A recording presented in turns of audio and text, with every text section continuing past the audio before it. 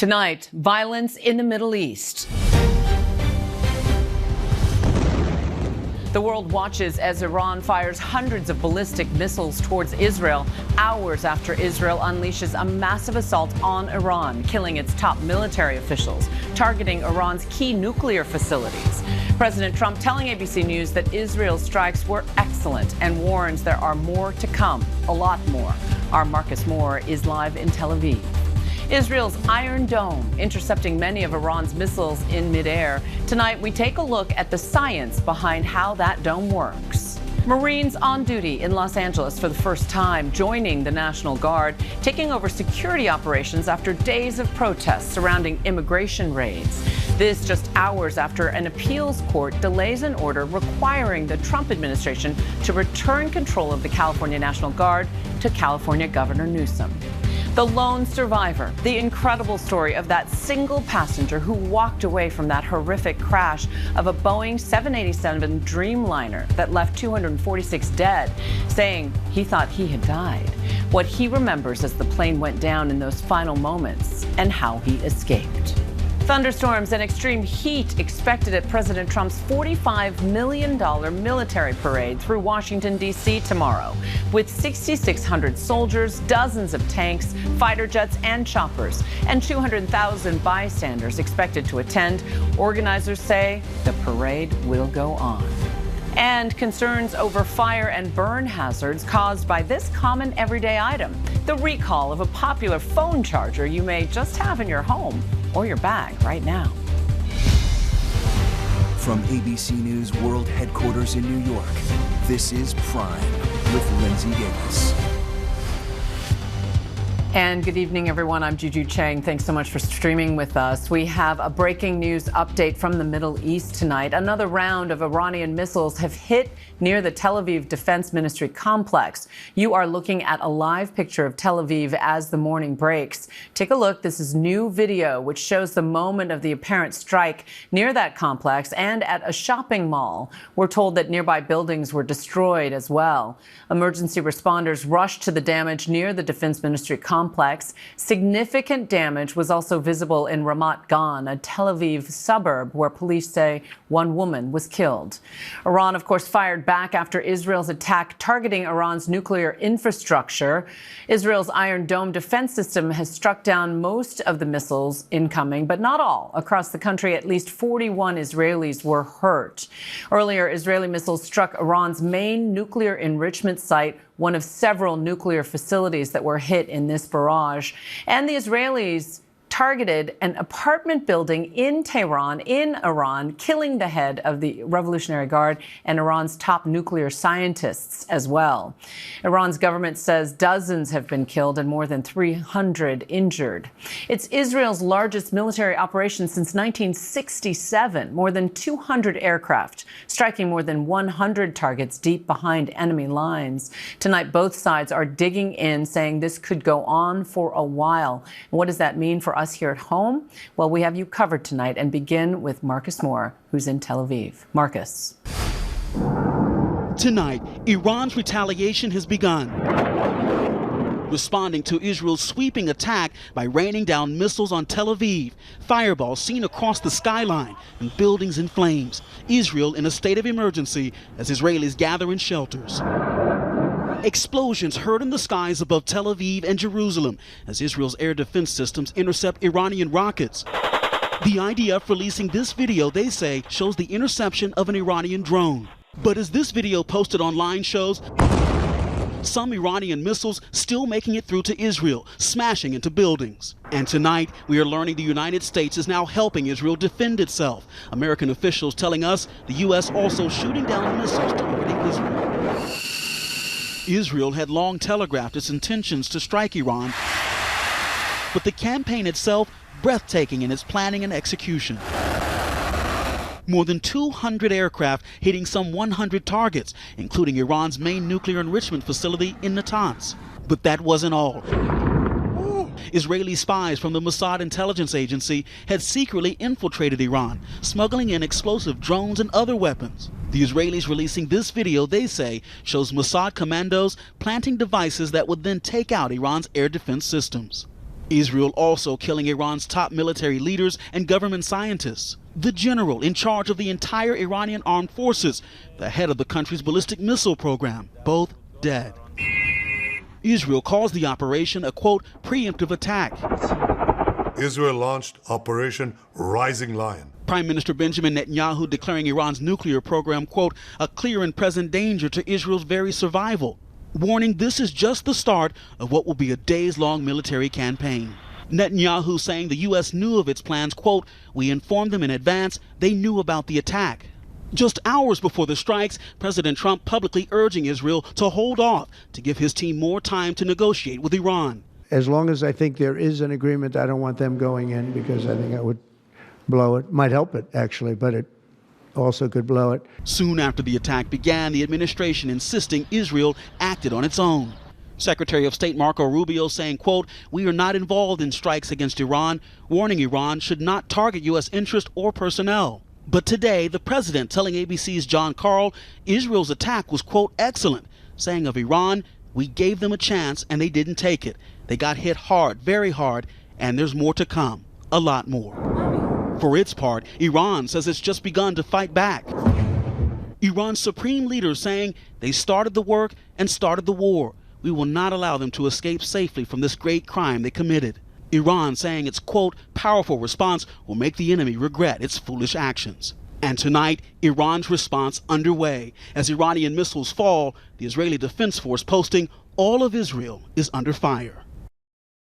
And Chief Washington correspondent Jonathan Karl joins us now. And John, we heard President Trump publicly warn Israel not to do this, but then in your phone call, he called the attack excellent, saying Iran had its chance. And now we're learning that the U.S. knew quite a bit about what Israel was planning to do. The Prime Minister, Israeli Prime Minister Netanyahu said point blank that he told the United States the attack was coming.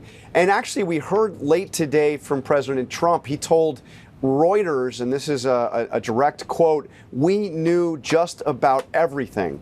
Now, we don't know when the United States was informed. We don't know the details of exactly what they were told about this attack. But I can tell you this, Juju, in the conversations I had with U.S. officials in the 24 to 36 hours before the attack, there was a clear sense that they knew what was coming. They may not have known all the details. They may not have known the exact timing, but they knew that an attack by Israel on those Iranian nuclear facilities was imminent. And now going forward, what we are hearing from U.S. officials is that the United States is actively engaged in aiding Israel, not in the attacks on Iran, but in its defense. So when you see those Iranian counterattacks on Israel, it is the United States that is helping to defend Israel, helping it to fend off those Iranian counterattacks. Juju? And we know it's a fluid situation. John Karl, thank you as always. Thank you. There are, of course, so many questions on exactly how Israel carried out its mission against Iran and also to what degree the U.S. helped to protect Israel. So here to answer some of those questions is ABC News military analyst Steve Ganyard. Now, Steve, we're hearing that Israel killed Iranian top political leaders, military leaders at least, and scientists in a matter of minutes. Why was that important for them, and how successful were they actually? They're bringing back, Juju, the Hezbollah playbook. So you remember the exploding pagers. You remember how Israel very quickly took down most of the senior leadership of Hezbollah. And that paralyzed the organization. It allowed them to go in and begin to pick off individuals that hadn't been injured. And so when they did that, it's the analogy of cutting off the head of the snake. The snake doesn't know what to do without a brain. And so that's what the Israelis are trying to do here. Notice that they're doing it right now just against the military leadership. They haven't gone off after the regime leadership or the religious leadership. So that's still an option. But right now, what they want to do is paralyze the Iranian military so they can't continue to strike with these ballistic missiles against Israeli territory. They're really showing the depth of their intelligence. Now, Israel said that Iran had crossed a red line hitting civilians. Now, ostensibly, that's what Iran was trying to achieve in today's counterstrike. What did Israel threaten in response? Yeah, this is what's most concerning to me, Juju, and that is that the Israelis said earlier in the day that if you, Iran, hit our population centers, if you target our people, then we are going to come after your oil infrastructure. So you think about that oil infrastructure. That is the lifeblood of the Iranian economy. That's the only thing that they have that keeps them afloat. But they also have access to the Strait of Hormuz. And right off of Bandar Abbas, they have the ability to close that strait, where 20% of the world's oil flows daily. So think about what that does to world markets. So this is the danger we're in right now, because tonight the Israelis said, you, Iran, have crossed our red line. That gives Israel the option to go after that oil infrastructure, which could potentially turn this in from a regional to an international problem. And in regard to the counterattacks on Israel today, the IDF says fewer than 100 rockets were launched towards Israel. How did the U.S. assist in defending against that attack? And Juju, we have ships, Navy ships, cruisers that are capable of downing these incoming ballistic missiles, cruise missiles, and even drones.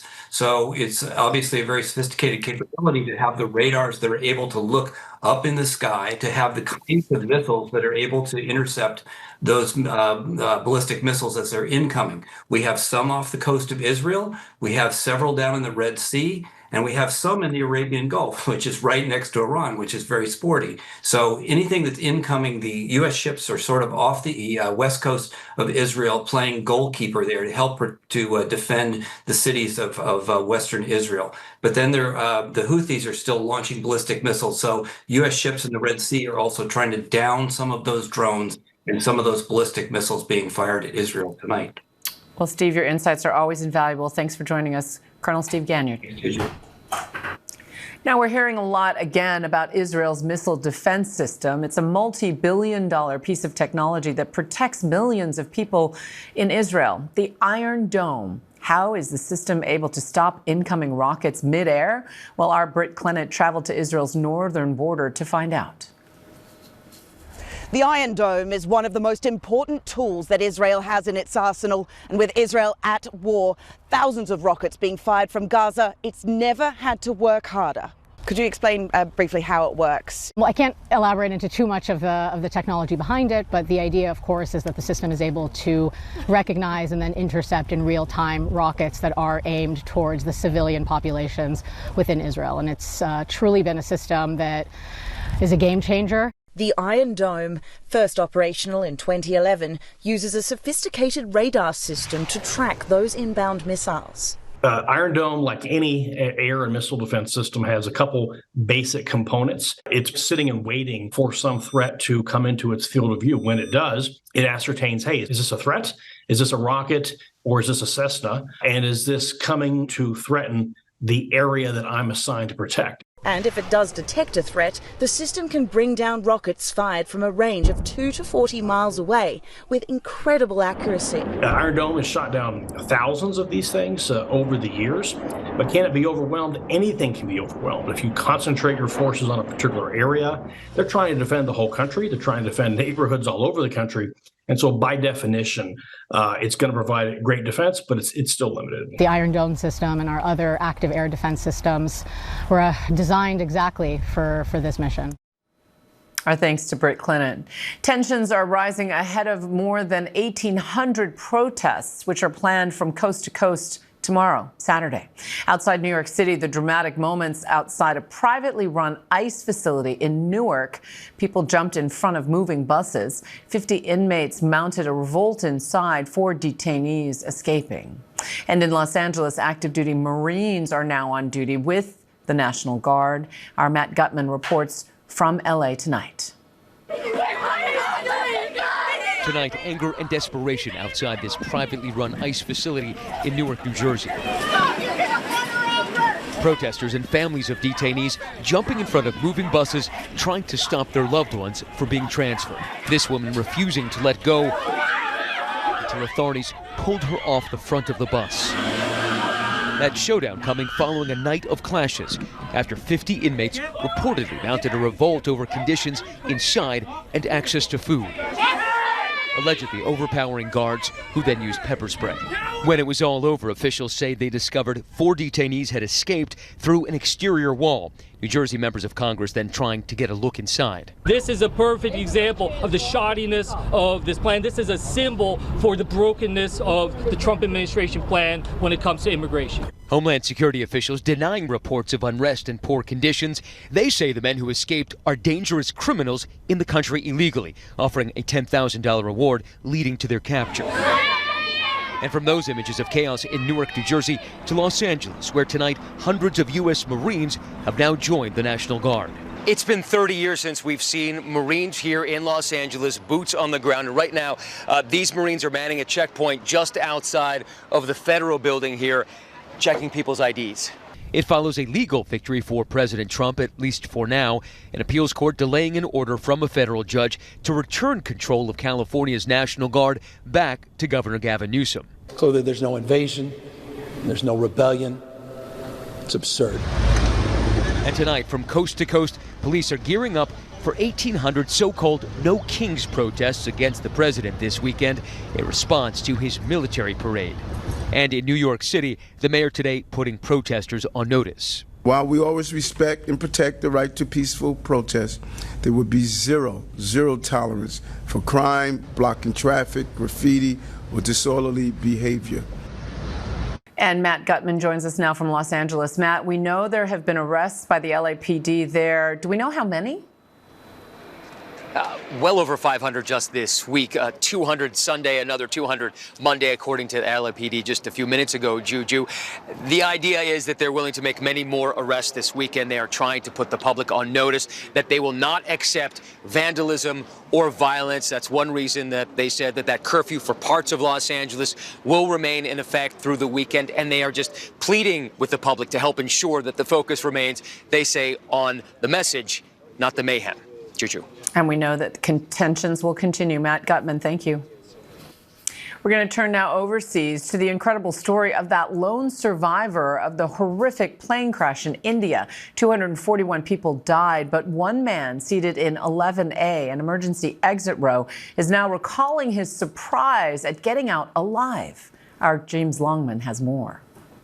Juju, hi. Yeah, another day of painful discovery here in Ahmedabad at the crash site. The authorities still haven't released a total number of those they believe have been killed here because, quite simply, they don't know how many people were on the ground at that location when the plane hit. But a crucial discovery today too, black boxes.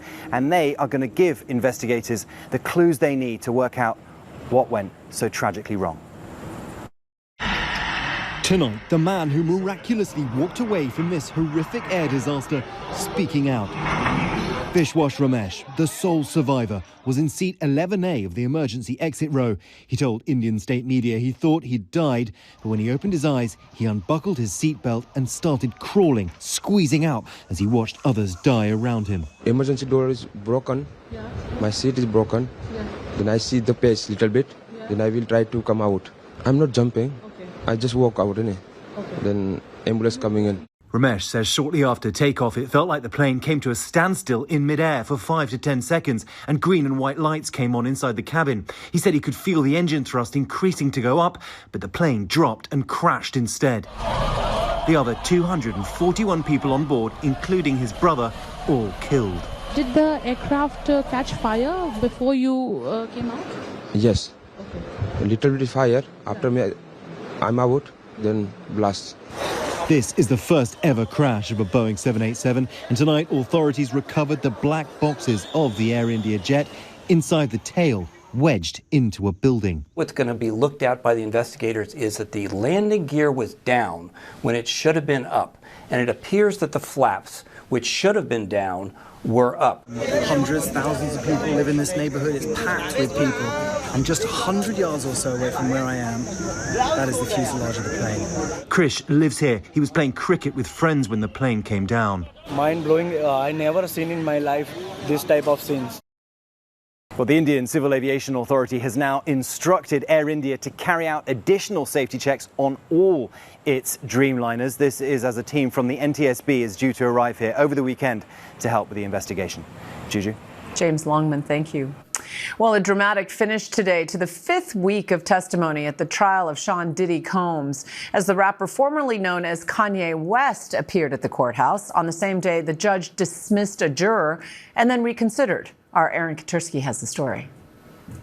A dramatic conclusion to today's proceedings in the Sean Combs trial, the judge dismissing a juror from the case, then promising to reconsider after objections from the defense. Judge Arun Subramanian tossed juror number 6 over inconsistencies in his answers to a basic question: where do you live? The 41-year-old man said during jury selection he lived in the Bronx, but he recently mentioned he had moved to New Jersey. And when questioned, the judge said the juror gave changing answers that raised concerns about his candor and whether he made a deliberate attempt to get himself onto the jury. The defense argued removing the man who was black would make the jury less diverse, and the judge promised to think about it. The day was dramatic from the start. Ye, the rapper formerly known as Kanye West, walked into court causing a scene and saying he was there to support Sean Combs. He did not get into the main courtroom and left after 20 minutes. Our thanks to Aaron Katursky, and we're being joined now by legal contributor Bernarda Villalona. Bernarda, you were in that courtroom when the juror was dismissed, and then the judge says he'd reconsider. What was that moment like? It was complete chaos because, Juju, to this moment, I still don't know. Was he really actually dismissed? Because the judge said that he would consider, and if he changes his mind, he'll let the parties know. And even when he stated that he had everyone exit the courtroom, had their attorneys inside the courtroom, and said that this is going to be a sealed proceeding. We waited outside. We saw 15 of the jurors go downstairs, and the one juror that hadn't gone downstairs yet was that juror that was at the center of this attention. 20 minutes inside of that courtroom, we go back. We're allowed in the courtroom. Still no answer as to what happened. But of course, all of us know that you were interviewing that juror. So it causes a lot of concern because we don't know the uncertainty. Is this juror going to return on Monday? If he returns on Monday during the weekend, did anyone reach out to him? Did he watch the news? Did he read about himself? Does he know what people are talking about? Does it change his mind of how he's going to evaluate the facts in this case and how he's going to deliberate? Will he be excused anyway because of what he's been exposed to over the weekend? So we don't know. If that juror is actually excused, what's going to happen is that on Monday, alternate juror number 1, which I believe is a Caucasian male, is going to replace juror number 6. And now you have a new set of the 12 new deliberating jurors. And the defense brought up the issue of race and the lack of diversity. Yes. If that's the case, how do you think that will go down? So in terms of course, you know, a diverse jury and a jury of your peers, you know, people with different backgrounds, we bring different perspectives to the table, especially when you're talking about Sean Combs, a hip hop artist, and when you're talking about the victims in this case, and you're talking about this lifestyle, we bring more insight to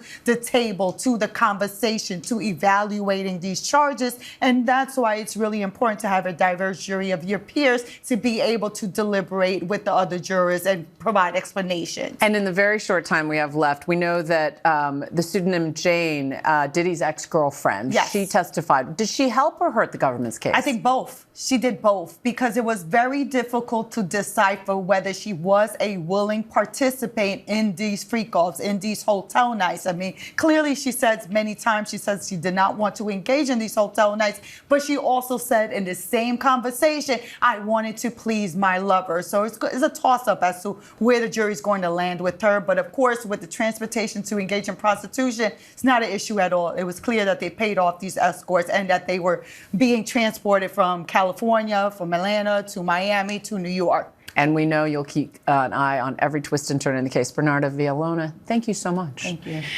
Now, still no verdict in the Karen Reed murder retrial. Members of the jury will resume deliberations Monday. Reed, as you'll recall, is accused of hitting her boyfriend with an SUV and leaving him to die after the pair got into an argument during a night of heavy drinking. The 45-year-old is facing 3 charges, including second-degree murder. The deliberations come nearly a year after a jury couldn't come to a conclusion in Reed's first trial, leading to that mistrial. Kilmar Abrega Garcia has pleaded not guilty to human smuggling charges a week after he was brought back to the United States from El Salvador. The 29-year-old was deported to a detention center there in March. Federal prosecutors are accusing Garcia of transporting undocumented migrants in the U.S. as part of a conspiracy to exchange for money. His wife spoke to a crowd of supporters at a church before court, telling them to have faith. And coming up, a shark falls from the sky, no joke, and lands in the middle of a disc golf game. How it got there. And looking ahead to this weekend's military parade, we look at just what to expect from the Army's 250th anniversary celebrations by the numbers.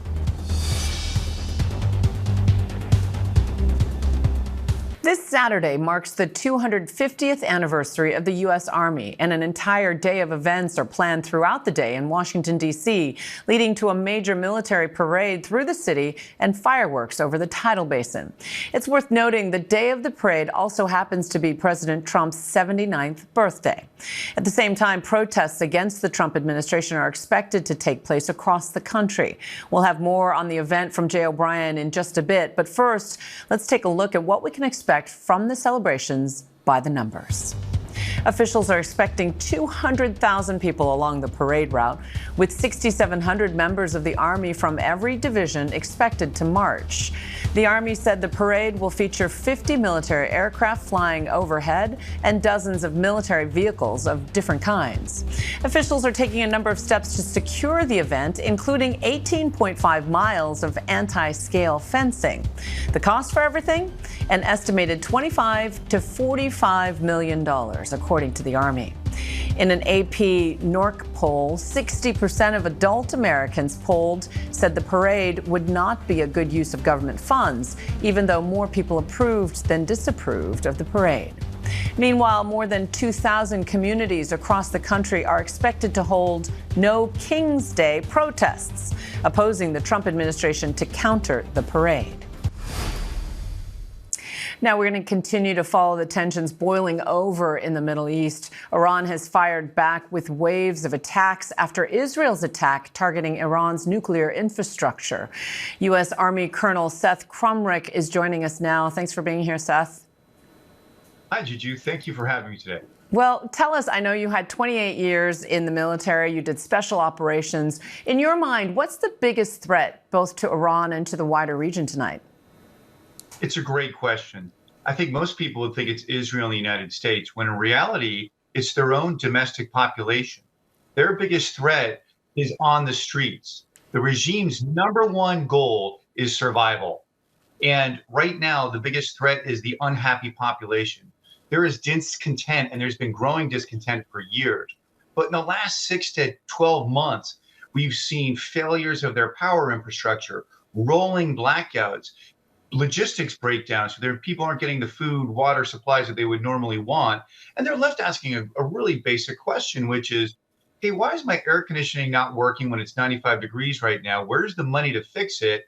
Why is it all going to Hamas, Hezbollah, these nuclear dreams that you have, when we need it here to take care of our social services and our people? And that is becoming a larger and larger threat. And the Iranian regime can only do so much to hold it back. And that's why you saw Prime Minister Netanyahu talking directly to the Iranian people today. He's targeting the nuclear infrastructure because he cannot allow them to have nuclear weapons, but he's talking to the Iranian street to convince them that there's a better alternative than the current regime. And he's intimating regime change as he's saying these things. You know, we know that Israel has also attacked Hamas, as you say, and Hezbollah. What is Iran's perspective here as they fire back at Israel over and over again? Well, it goes back to having to prove that they're strong. They have to prove to the population that they can defend them. But here's the dirty secret. Back in July of 24, Israel assassinated the Hamas leader Haniyeh in the safest building in Tehran, leaving the Iranian population to go, how could they possibly get access to it? Then we find out on Thursday, Iranian commandos have been in Israeli commandos have been inside of Iran and bringing in drones and getting things in perspective in place to do these complex attacks. And so if you're on the Iranian street, you've got to be asking yourself the question of, okay, you can't keep my power on. I can't get the food that I need or the baby formula I need. And you're telling me the enemy has been running around the country and just gave this knockout blow to our nuclear facilities. Hey, what are you doing that's correct? Because right now, all I'm seeing is failure from my government. Well, Colonel Seth Crumrick, thank you so much for your insights on all this. We know this is a fluid situation. We appreciate your time. Absolutely. Thank you, Juju. And coming up, why officials issued a major recall of portable power banks and what you should do if you have one. And we revisit the case of Holly Bobo, found dead 3 years after she was kidnapped in rural Tennessee, why some are now questioning if the right people were sentenced for her death. Welcome back. We're going to turn now to the case of Holly Bobo, the 20-year-old nursing student kidnapped from her home in rural Tennessee. Her body was discovered more than 3 years later. 3 men were sentenced for the disturbing crime, but now new questions are making some wonder if the real killer could still be at large. Here's ABC's Eva Pilgrim. Somebody has my daughter. They have kidnapped her. Please get there now. They're on their way. What's your daughter's name, Miss Karen? Holly Bobo. Okay, Miss Holly. In 2011, the disappearance of Holly Bobo shook the small town of Parsons, Tennessee. For years, the entire community searched for the 20-year-old nursing student. It wasn't until 3.5 years later that she was found, dead and decomposed. 3 men were held accountable for her death. They are known troublemakers who are known for dealing drugs. Zach Adams was convicted of the kidnapping, rape, and murder of Holly. He was sentenced to life in prison plus 50 years. His brother Dylan Adams admitted to police that he raped Holly and witnessed her murder. Before long, Dylan, who's got some cognitive deficits, has begun to tell them some things. Was Holly Bobo kidnapped? Was she raped? Was she raped by you? He was sentenced to 35 years. Their friend Jason Autry was the star witness at Zach Adams' trial. Autry said he helped dispose of Holly's body and told a jury that Zach Adams fired the shot that killed her. Boom! The gun went off.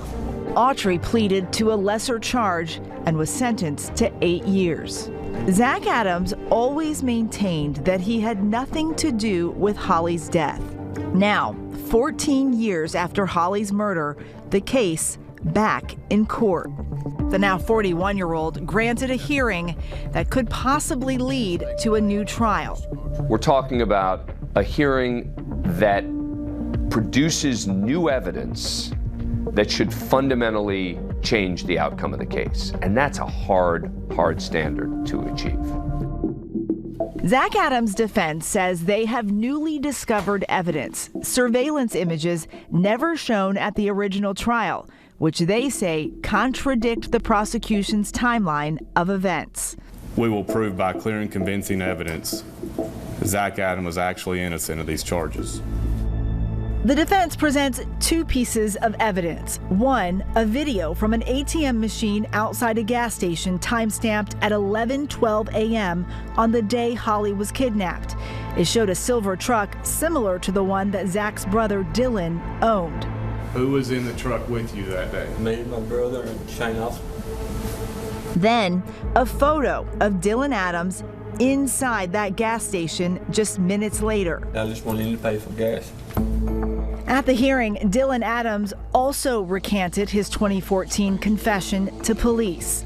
Did you have any part in the abduction, raping, or killing Miss Bobo? No, sir.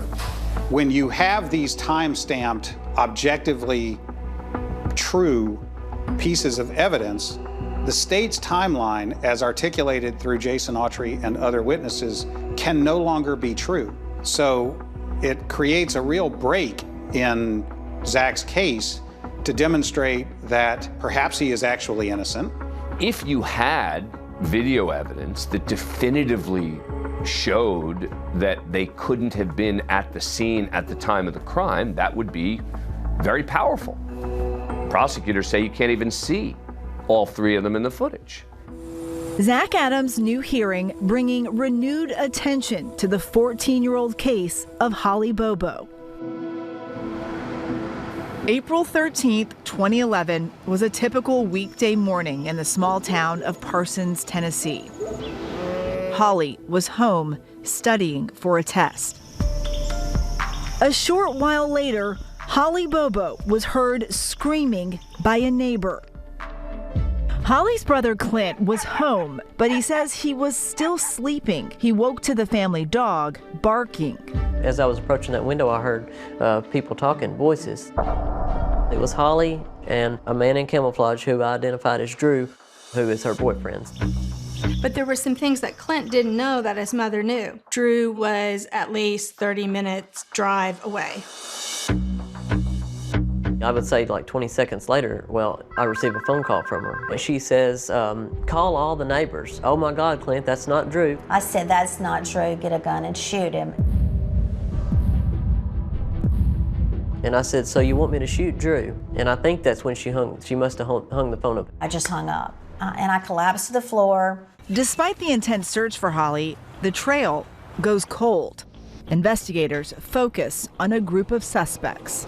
Then, in the fall of 2014, the moment Holly's parents had been dreading. The 3-year and 5-month search for Holly had come to an end. Holly's skull was found with a single gunshot and with some of her possessions, her homework, sandals, and promise ring from her boyfriend. It was just a miracle she was found. Weeks after Holly's remains were found, Dylan Adams confessed to her murder.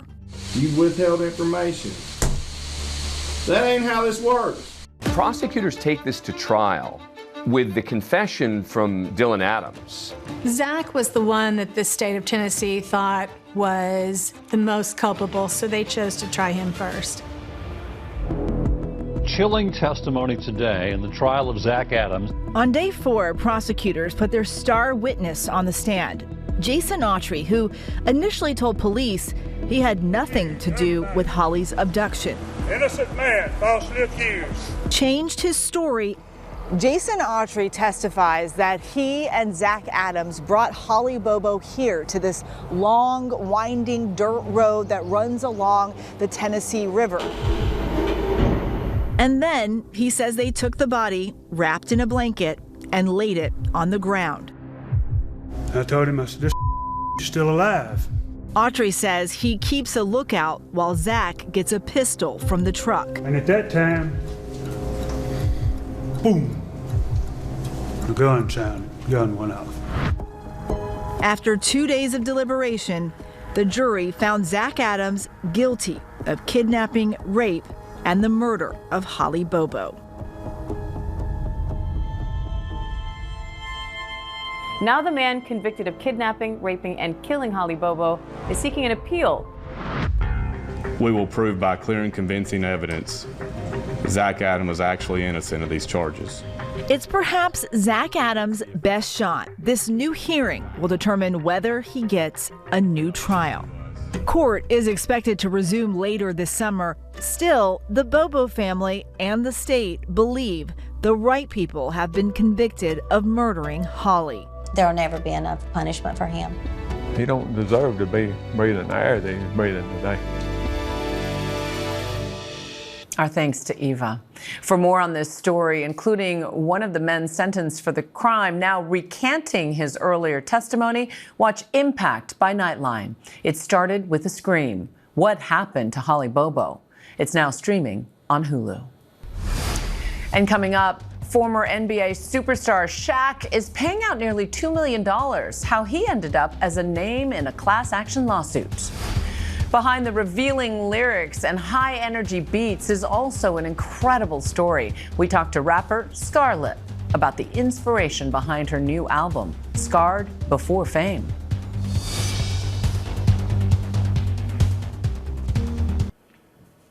Why more than 1 million power banks have been recalled, how a shark fell from the sky and into the middle of a disc golf game, and where you can see the northern lights this weekend as it moves further south. These stories and more in tonight's rundown. A massive recall of portable power banks was announced by electronics maker Anker Innovations. The PowerCore 1000 power banks are prone to overheating, according to the U.S. Consumer Product Safety Commission. The recalled products have a model number of A1263, and they were sold online from June of 2016 to December of 2022. Both the company and the Safety Commission are urging customers not to discard the product into trash and recycling bins due to the fire risk. Thousands of homes were evacuated this week as firefighters battled a wildfire burning Oregon's Columbia River Gorge. The fire grew to an estimated 3,500 acres today, fueled by gusty winds and dry conditions in the gorge. In addition to the firefighters responding to the scene, the state fire marshal said more will be arriving as the governor invoked an emergency order, allowing the government to surge resources toward affected areas. Shaquille O'Neal settled a class action lawsuit stemming from his endorsement of the controversial cryptocurrency platform FTX. O'Neal and other celebrities like Tom Brady were paid spokespeople for the crypto before it came crashing down after founder Sam Bankman-Fried was accused of defrauding customers. The agreement is still awaiting court approval. Baskin-Robbins is celebrating parents with a sweet summer deal. From June 16th to the 27th, the beloved ice cream chain is launching its Parent Pass promotion, offering $1.99 scoops exclusively to Baskin-Robbins Rewards members at participating locations nationwide. The company reminds parents that scoops are not just for kids. Enjoy one yourself. A group of disc golfers witnessed a baby hammerhead shark fall from the sky while in the middle of a game in Myrtle Beach, South Carolina. Jonathan Marlowe and 3 of his friends were on the 11th hole when they saw an osprey flying by carrying its latest catch. When the osprey then dropped its breakfast, the group went in to investigate and found a baby hammerhead shark measuring about a foot long. The group considered making a life-saving dash to the shore to save the shark, but worried it wouldn't survive the trek. The northern lights could be visible this weekend in 18 states across the U.S. as a solar storm is pushing the auroras further south than usual. The display could be visible from Wyoming to Alaska, with the northernmost states getting the best view of the celestial. Experts say that auroras are hard to predict and depend on a number of conditions for viewing, like cloud cover and any light pollution near observation areas.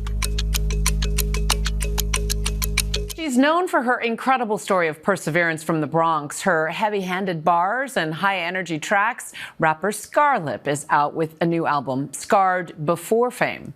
Let's take a listen to her brand new single, Runaway Love Freestyle. Pain deep, you can't run away. Better find you somewhere safe you can run and stay. Cause you in and out them streets trying to duck astray. When it rains, you appreciate the sunny days. And here you are. Scarlett, thanks so much for joining us. Thank you guys for having me. Now, you write a lot about pain. Your lyrics are a lot about your childhood, right? I mean, some of your tracks before have been literally called therapy, foster care, suicide awareness. Tell me about some of the inspiration for your music. A lot of the inspiration for, like, my back music will have to be like the stuff I was going through and living through. All of, like, you know, the emotions, the pain, the depression, and just where I was at that moment really inspired me to, like, voice myself through my music and through my poetry. And I know that your name, Scarlett, comes from when you were hit in the face. Yeah. So I call myself Scarlett because of a traumatic abuse that happened in my past. And I really just wanted to reclaim it and, you know, use it as my strength. That's incredible. And you also wrote a lot of poetry during that time, and that was sort of your journey from poetry to music. Yes. Tell me about that. Poetry is my everything. Like, I used to start, like, with my journals, just storytelling, writing about just different ELA topics, like all types of stuff. I loved ELA class. And it just, like, it just led to music. Like, I love music. Like, music is like my therapy, so it just made sense. So tell me about this new chapter in your career. It's called Scarred Before Fame. How is this music, this mixtape, different from the music that you've put out before? Well, this album that I'm doing now is, like, more open, more versatile, is more not just the dark side, but the bright side, the lover girl side, the fun side. It's just, like, so many angles to me. We like to see that side of you, for sure. You're still so young, 24, right? Yes. You've already caught the attention of legends in this business, everyone from Busta Rhymes to 50 Cent to your mentor, Swizz Beatz, yes. Right? So what's it like working with the legendary Swizz Beatz? And also, how is this mixtape different, do you think? And how excited are you about releasing this one? It's like amazing that I could say I work with Swiss Beats. Like, it's like very fun. It's very like safe. It's very judgmental free. Like, I could just be myself when we're in the studio, and we have like a healthy like relationship musically. You know what I'm saying? And He's been described as your mentor. Would you agree with that? Yeah, he is my mentor. He's like my dad. Age-wise, that's probably appropriate, right? Yes. And I told you when you walked in, I was watching you on TikTok. You went a little viral with Glizzy Gobbler. Am I saying that right? Yes, you is. Yeah, tell me about that. Glizzy Gobbler, like, it was really just a drill type of sound that I really just liked. It was funny, too. I used to do, like, different type of content, like, so I just was like, I'm going to hold the Glizzy and go viral. That's what I did. You were just playing, basically. I was just joking. I was just having fun. And your voice, it's very raspy. I mean, how would you describe your sound?